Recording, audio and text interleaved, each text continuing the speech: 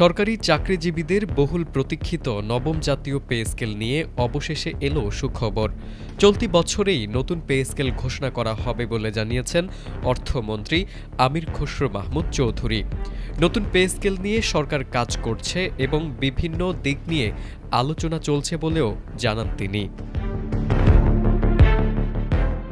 সোমবার দুপুরে অর্থ মন্ত্রণালয়ের পে স্কেল সংক্রান্ত বৈঠক শেষে সাংবাদিকদের এসব তথ্য জানান তিনি।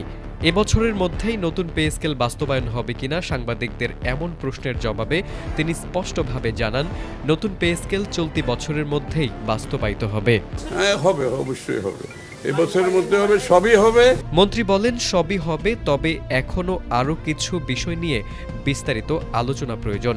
আজকের বৈঠকে একটি দিক নিয়ে আলোচনা হয়েছে, এর বাইরে আরও বিভিন্ন বিষয় রয়েছে।